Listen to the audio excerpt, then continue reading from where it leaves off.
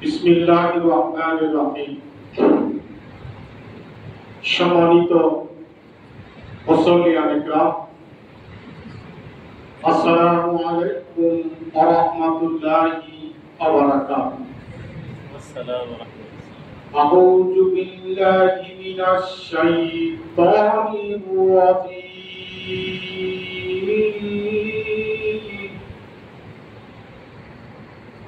বিসমিল্লাহির রাহমানির রাহিম।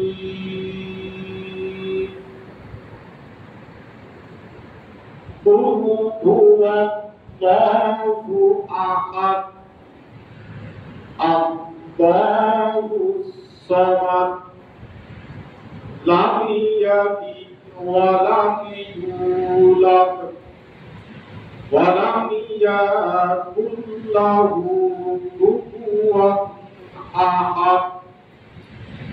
সাদাকাল্লাহুল আযীম।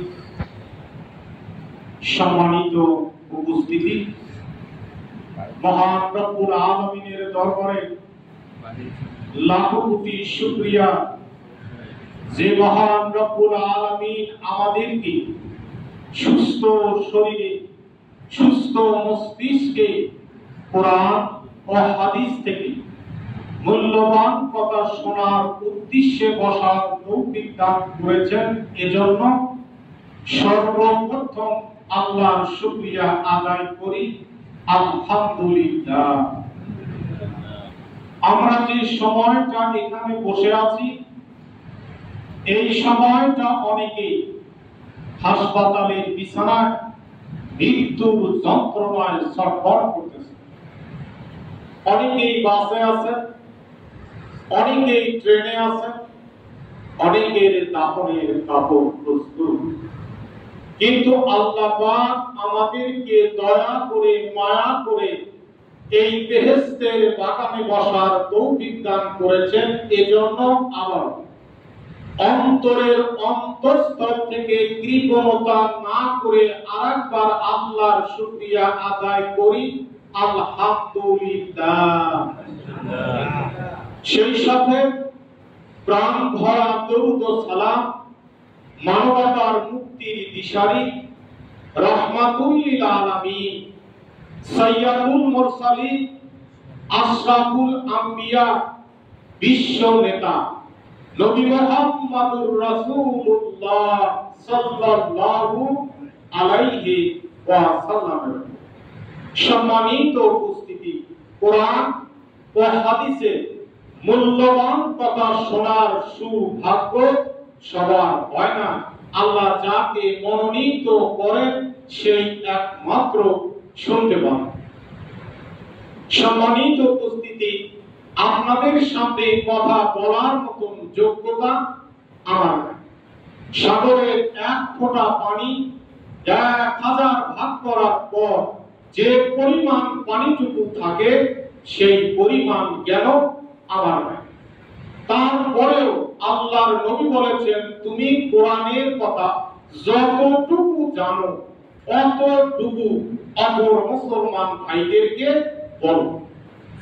সম্মানিত উপস্থিতি, আমি আপনাদের সামনে আল্লাহর পবিত্র কোরআন থেকে 114টি সূরার মধ্যে 112 নম্বর সূরাটি তেলাওয়াত করেছি। এই সূরাটির নাম হচ্ছে সূরা ইখলাস। আমরা অনেকেই বলে থাকি কুলহু সূরা, কিন্তু আল্লাহর পবিত্র কোরআনের ভাষায় এই সূরাটির নাম হচ্ছে সূরা ইখলাস।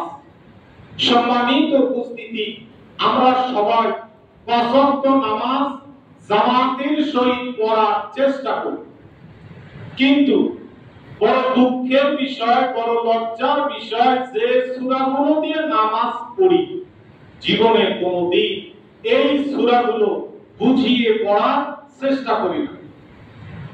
সূরা ইখলাস বুঝিয়ে পড়ার পর বুঝতে পারলাম আমি পরিপূর্ণ মুসলমান হতে পারিনি।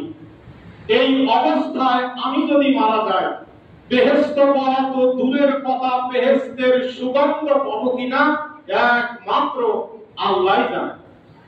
সূরা ইখলাস বুঝিয়ে পড়ার পর যতটুকু বুঝতে পেরেছি ততটুকু আপনাদের সামনে উপস্থাপন করার চেষ্টা করব ইনশাআল্লাহ। সম্মানিত উপস্থিতি, আমাদের সর্বপ্রথম জানতে হবে ইখলাস শব্দের অর্থ কি। ইখলাস শব্দের অর্থ হচ্ছে আন্তরিকতা। খালিস বা খালাস শব্দ থেকে এর উৎপত্তি। খালিস শব্দের অর্থ হচ্ছে বিশুদ্ধ, আর খালাস শব্দের অর্থ হচ্ছে মুক্তি।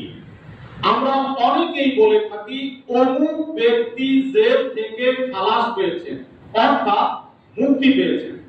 কোন মানুষ যদি আন্তরিকতার সহিত বিশুদ্ধ ভাবে আল্লাহর পরিচয় জেনে নিয়ে আল্লাহর পবিত্র কোরআনের দিক নির্দেশনা ও আল্লাহর প্রিয় রাসূলের সুন্নাহ মোতাবেক যদি চলে এবং সেই অনুযায়ী আমল করে, মহান রব্বুল আলামিন তাকে জাহান্নাম থেকে মুক্তি দেবে। সম্মানিত উপস্থিতি, আমাদের একটু জানা দরকার যে কোরআন এবং সুন্নাহ কি, কেন মহান রব্বুল আলামিন কোরআন এবং সুন্নাহ দুনিয়াতে পাঠাইলেন, এর কারণটা কি। কোরআন এবং সুন্নাহ দুইটাই হচ্ছে ওহী। যে কথা মহান রব্বুল আলামিন নিজেই বলেছেন সেটাই হচ্ছে পবিত্র কোরআন, আর যে কথা মহান রব্বুল আলামিন তার প্রিয় রাসূলের মাধ্যমে জানিয়ে দিয়েছেন সেটা হচ্ছে সুন্নাহ বা হাদিস। বিশ্ব সভ্যতার মানদণ্ড হিসাবে মহান রব্বুল আলামিন কোরআন এবং সুন্নাহ দুনিয়াতে পাঠিয়েছেন। দুনিয়াতে আমরা যা কিছু করব, যেমন পরিবার পরিচালনার জন্য, সমাজ পরিচালনার জন্য, দেশ পরিচালনার জন্য, ব্যবসা বাণিজ্য, অর্থনীতি, স্বরাষ্ট্রনীতি, পররাষ্ট্রনীতি, বিচার বিভাগ, এই কাজগুলো যাতে সরল ও সঠিক পথে হয়, এজন্য মহান রব্বুল আলামিন মানদণ্ড হিসাবে কোরআন এবং সুন্নাহ দুনিয়াতে পাঠিয়েছেন। দুনিয়াতে আমরা যা কিছু করি না কেন, যেমন রাজমিস্ত্রি কাজ করি না কেন, কাঠমিস্ত্রি কাজ করি না কেন, দোকানদারি করি না কেন, ব্যবসা বাণিজ্য, অর্থনীতি, স্বরাষ্ট্রনীতি, পররাষ্ট্রনীতি, বিচার বিভাগ, commissioner, mayor, OC, SP, DC, MP, মন্ত্রী, যে দায়িত্বই পালন করি না কেন, এই কাজগুলো যদি কোরআন এবং সুন্নাহ মোতাবেক হয় তাহলে আমরা দুনিয়াতে শান্তিতে থাকতে পারবো, আখিরাতে মুক্তি পাবো। আর যদি আমাদের পারিবারিক জীবন, সামাজিক জীবন, রাষ্ট্রীয় জীবন, চাকরি জীবন, বেকার জীবন, কৃষি, এই কাজগুলো যদি কোরআন এবং সুন্নাহ মোতাবেক না হয় তাহলে আমরা দুনিয়াতে শান্তি খুঁজে পাবো না, আখিরাতে মুক্তি পাবো। পরিবারের কথা একটু চিন্তা করে দেখুন। শার্টের পকেটে টাকা রেখে যদি আপনি বাথরুমে যান, বাহিরে দেখবেন শার্টের পকেটে টাকা নাই। মেয়ের জামা যদি কিনি 1000 টাকায়, মেয়েকে বলি 2000 টাকা, তাহলে বোঝা যাচ্ছে আমার পরিবার কোরআন সুন্নাহ মোতাবেক চলতেছে না। সমাজের কথা একটু চিন্তা করে দেখুন। সমাজের মানুষ যদি কোন সমস্যায় পড়ে বিচার ডাকে, তখন দুইটা পক্ষ হয়ে যায়। একটা পক্ষ বলে এত টাকা দেন, যেমন করে হোক, যেভাবে হোক, রায় আপনার পক্ষে দাও। তাহলে বোঝা যাচ্ছে সমাজ কোরআন সুন্নাহ মোতাবেক চলতেছে না। ব্যবসা বাণিজ্যের কথা একটু চিন্তা করে দেখুন। একটা ভুল ঝাড়ুর গায়ে লেখা নকল হইতে সাবধান। সামান্য একটা ঝাড়ু, তার গায়ে লেখা নকল হইতে সাবধান। আমরা যা কিছু খাচ্ছি ভেজাল খাচ্ছি, তাহলে বোঝা যাচ্ছে আমাদের ব্যবসা বাণিজ্য কোরআন সুন্নাহ মোতাবেক চলতেছে। চাকরি জীবনের কথা একটু চিন্তা করে দেখুন। ঘুষ ছাড়া সরকারি কোনো চাকরি হয় না। চাকরি হওয়ার পর ঘুষ ছাড়া কোনো কাজ করি না। অভিযোগ দেবেন কার কাছে? পুলিশের কাছে। পত্রিকায় পাওয়া যায় নকল পুলিশ ধরা পড়ে। নকল পুলিশের বিচার করবেন ভ্রাম্যমাণ আদালতের ম্যাজিস্ট্রেট। পত্রিকায় পাওয়া যায় নকল ম্যাজিস্ট্রেটও ধরা পড়ে। এবার চলুন রাজনীতিতে। লোকের মুখে শোনা যায় রাজার নীতি নাকি রাজনীতি। বর্তমান রাজা এবং পূর্বের রাজা গরিব দুঃখী অসহায় মানুষের কথা চিন্তা করে চাল, আটা, চিনি, তৈল, ডাল স্বল্প মূল্যে বিক্রি করার জন্য আদেশ দিয়েছে। সেই রাজার কথা অমান্য করে চাল, আটা, চিনি, তৈল, ডাল বেশি দামে বাজারে বিক্রি করে দেয়। তাহলে বোঝা যাচ্ছে আমাদের রাজনীতি কোরআন সুন্নাহ মোতাবেক চলতেছে না। পরিবারে, সমাজে, দেশে নকলের ছড়াছড়ি। কোরআন সুন্নাহ মোতাবেক যে কাজ হবে না সেটাই নকল। কোরআন সুন্নাহ মোতাবেক যে কাজ হবে না সেটাই নকল। আমি যে নামাজ পড়তেছি এটাও নকল। আমি নামাজ পড়ি, মিথ্যা কথা বলি। আমি নামাজ পড়ি, অন্যের গীবত করি। আমি নামাজ পড়ি, অন্যের ক্ষতি করি। আমি নামাজ পড়ি, ফরমালিন মেশানো খাদ্য বিক্রি করি। আমি নামাজ পড়ি, অন্যের জমির ধান কেটে নিজের গরু, ছাগল, হাঁস, মুরগিকে খাওয়াই। আমি নামাজ পড়ি, ওজনে কম দেই। আমি নামাজ পড়ি, অন্যের জমির মাটি টানি। আমি নামাজ পড়ি, দুধের মধ্যে পানি মিশাই। নকল হাজিও ধরা পড়ে, প্রতি বছর হজ করে, কিন্তু কোরআনের আইনে দেশ চলুক এটা চায় না। আল্লাহর পবিত্র কোরআনের বিরুদ্ধে কথা বলে, আল্লাহর পবিত্র কোরআনের পক্ষে যারা কথা বলে তাদেরকে মানবতা বিরোধী, যুদ্ধ অপরাধী, রাজাকার, আল-বদর, আল-শাম, জঙ্গি বিভিন্ন নামে বিভিন্ন কেসের আসামি বানিয়ে তাদেরকে জেলখানায় রাখে। আমাদের অন্তরে, আমাদের হৃদয়ে আন্তরিকতার সহিত বিশুদ্ধ ভাবে আল্লাহর পরিচয় না জানার কারণে আমরা পরকালের ভয়াবহ শাস্তির কথা ভুলে গেছি। আমি যে অন্যায় করতেছি, আমি যে খারাপ কাজ করতেছি, এই খারাপ কাজগুলোকে ভালো মনে করে বিভিন্ন জায়গায় প্রচার করতেছি। সম্মানিত উপস্থিতি, আল্লাহর পবিত্র কোরআন কিয়ামত পর্যন্ত পুরাতন হবে না। যখনই বুঝিয়ে বুঝিয়ে পড়বেন তখনই মনে হবে এই মুহূর্তে নাযিল হলো। হযরত বেলাল রাদিয়াল্লাহু তাআলা আনহুকে কাফের মুশরিকরা প্রচন্ড রোদে উত্তপ্ত মরুভূমিতে শোয়াই দিয়ে বড় একটা পাথর তার বুকে চাপা দিয়ে রাখছিলেন। তার অপরাধ কি ছিল? তার অপরাধ ছিল এক দেবীর কাছে মাথা নত না করে এক আল্লাহর কাছে মাথা নত করেছেন। তার অপরাধ ছিল বাগদাদের দল ত্যাগ করে মুহাম্মদ সাল্লাল্লাহু আলাইহি ওয়াসাল্লামের দলে যোগ দিয়েছেন। এটাই ছিল তার বড় অপরাধ। সম্মানিত উপস্থিতি, কাফের মুশরিকরা জঘন্যতম অপরাধ করার পরেও তারা বিভিন্ন পত্রিকায়, মিডিয়ায়, ফেসবুক, ইউটিউবের মাধ্যমে সারা পৃথিবীতে প্রচার করে আমরা যা কিছু করতেছি আন্তর্জাতিক আইন মেনে করতেছি। তার অপরাধের কারণে অথবা তাদের অপরাধের কারণে তারা শাস্তি পাচ্ছে। এখনো সময় আছে। তার অপরাধের কারণে তারা শাস্তি পাচ্ছে। সম্মানিত উপস্থিতি, আপনারা সকলেই অবগত আছেন বিশ্বনন্দিত আলেমকে ষড়যন্ত্র করে, চালাকি করে, কুবুদ্ধি করে কোরআনের পাখিকে এক যুগ ধরে অন্ধকার কারাগারে রেখেছি। আপনারা সকলেই অবগত আছেন শহীদ মরহুম মতিউর রহমান নিজামী, শহীদ মরহুম মীর কাসেম আলী, শহীদ মরহুম কাদের মোল্লা, শহীদ মরহুম কামরুজ্জামান, শহীদ মরহুম আলী আহসান মুজাহিদ সাহেবকে ষড়যন্ত্র করে, চালাকি করে, কুবুদ্ধি করে বিশ্বের বিখ্যাত একমাত্র ডাইনি শেখ হাসিনার আদেশে সম্মানিত আলেম সাহেবদেরকে ফাঁসি দিয়ে হত্যা করেছে। রক্ত পিপাসিনী নারী ক্ষমতালোভী শেখ হাসিনা বিভিন্ন পত্রিকায়, মিডিয়ায়, ফেসবুক, ইউটিউব সহযোগীদের মাধ্যমে সারা পৃথিবীতে প্রচার করেছে আমরা যা কিছু করতেছি আন্তর্জাতিক আইন মেনে করতেছি। তার অপরাধের কারণে অথবা তাদের অপরাধের কারণে তারা শাস্তি পাচ্ছে। এখনো সময় আছে মুহাম্মদ সাল্লাল্লাহু আলাইহি ওয়াসাল্লামের দল ত্যাগ করে যদি আমাদের বাপ-দাদার দলে ফেরত আসে, ভুলের কথা স্বীকার করে যদি আবু জেহেলের কাছে প্রাণ ভিক্ষা চায়, আবু জেহেল প্রাণ ভিক্ষা দিতে পারে।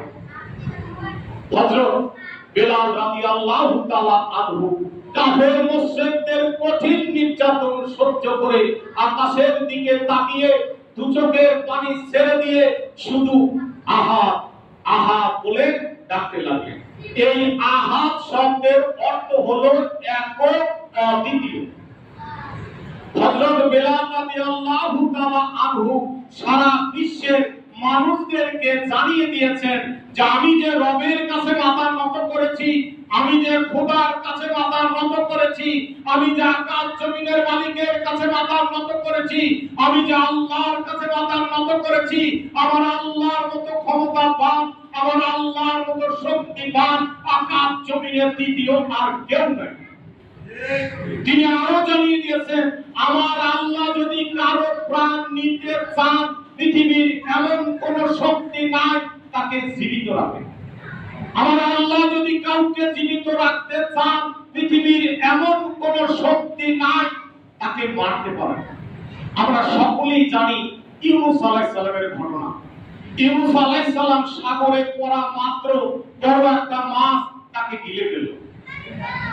এর ভিতরে সীমাবদ্ধ নয়, বিশাল আকৃতির আরেকটি মাছ ওই মাছটিকে গিলে ফেলল। রাতের অন্ধকার, সাগরের তলদেশে আরো অন্ধকার, মাছের পেটে আরো অন্ধকার, মোট 4টি অন্ধকার একত্রিত হয়েছে। সেই অন্ধকারের ভিতরে আল্লাহ একদিন, 2 দিন নয়, 40 দিন 40 রাত পর্যন্ত আল্লাহ তাকে জীবিত রাখে। আল্লাহ যদি কাউকে জীবিত রাখতে চান, পৃথিবীর এমন কোন শক্তি নাই তাকে মারতে পারে। হযরত বেলাল রাদিয়াল্লাহু তাআলা আনহু আন্তরিকতার সহিত বিশুদ্ধভাবে আসল খোদাকে চিনে নিয়ে আসল খোদার কাছে মাথা নত করেছে। আল্লাহ অত্যন্ত খুশি হয়ে, আল্লাহ অত্যন্ত খুশি হয়ে দুনিয়াতে জান্নাতের সুসংবাদ দিয়ে তাকে উঠাই নিয়েছে। আমরা মাথা নত করি ভণ্ড পীরের কাছে, আমরা মাথা নত করি নকল পীরের কাছে। আসল পীর হচ্ছে তারা যারা আল্লাহর পবিত্র কোরআনের দিক নির্দেশনা ও আল্লাহর প্রিয় রাসূলের সুন্নাহ মোতাবেক চলে এবং সেই অনুযায়ী আমল করে এবং মুরিদদেরকে কোরআন সুন্নাহ মোতাবেক চলতে বলে, এরাই হচ্ছে আসল পীর। নকল পীর হচ্ছে তারা যারা আল্লাহর পবিত্র কোরআনের দিক নির্দেশনা ও আল্লাহর প্রিয় রাসূলের সুন্নাহ মোতাবেক চলে না, নিজে শিরক করতেছে, মুরিদদেরকে শিরক করার জন্য উৎসাহিত করতেছে।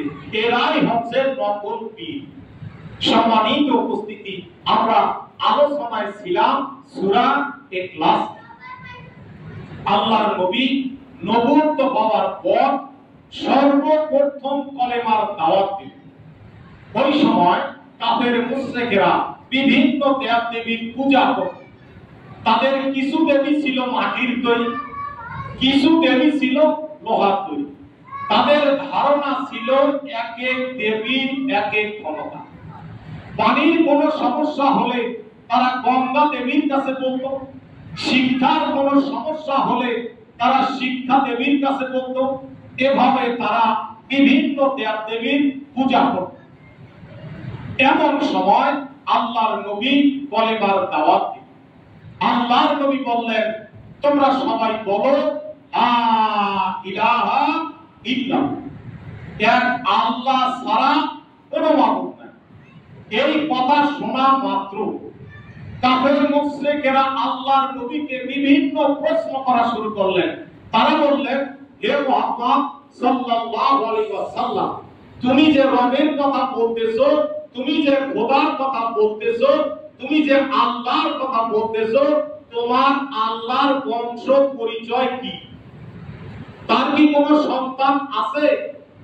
এই আকাশ জমিন চন্দ্র সূর্য উনি কি ওয়ারিস সূত্রে পেয়েছেন? ওনার ওয়ারিস বা কারা? উনি যদি কোনো বিপদে পড়ে কার কাছে সাহায্য চান? উনি যদি মারা যান এই বিশাল সম্পত্তির মালিক কে হবে?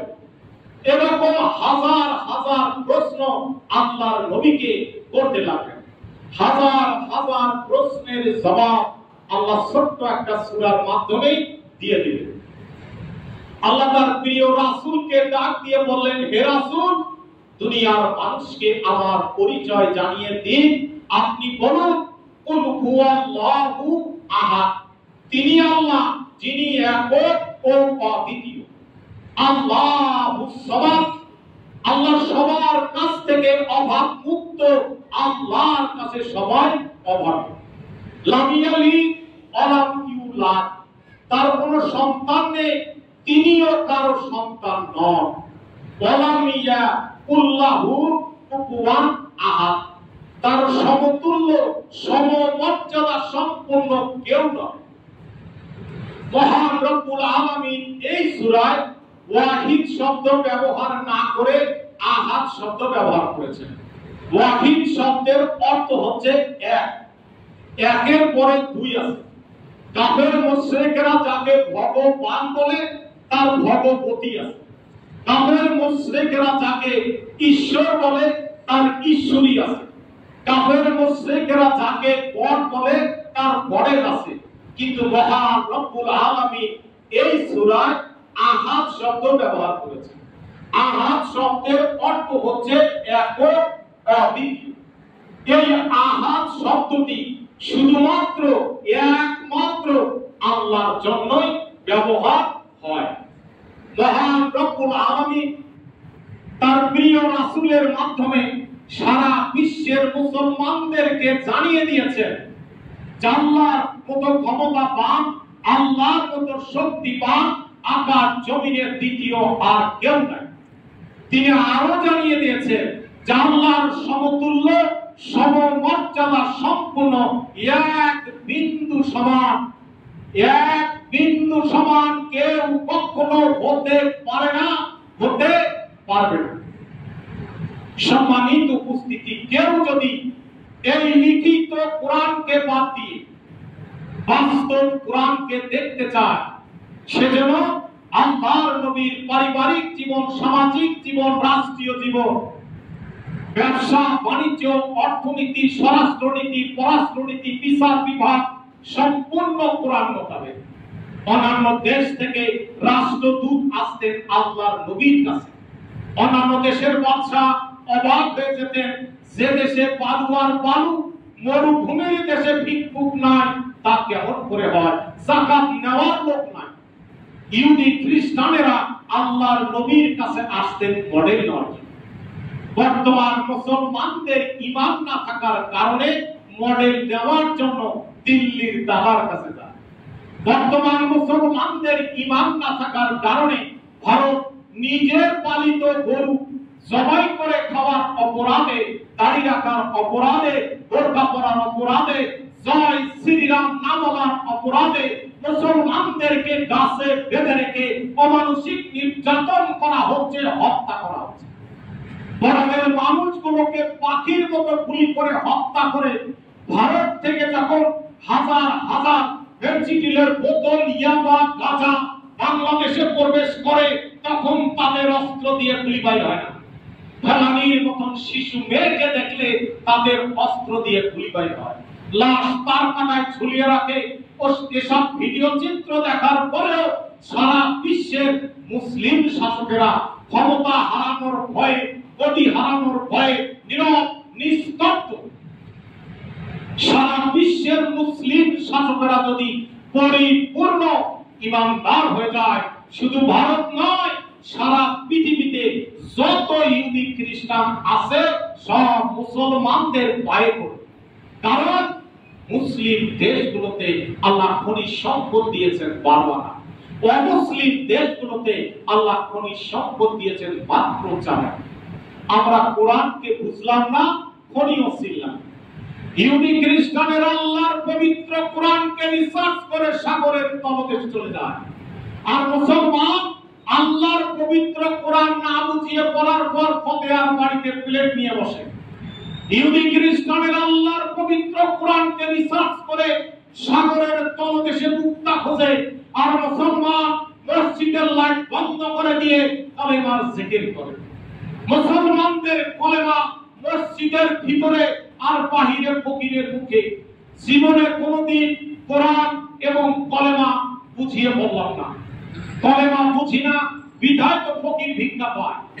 আইনমন্ত্রীর বাসার সামনে কোন ভিক্ষুক যদি বাংলায়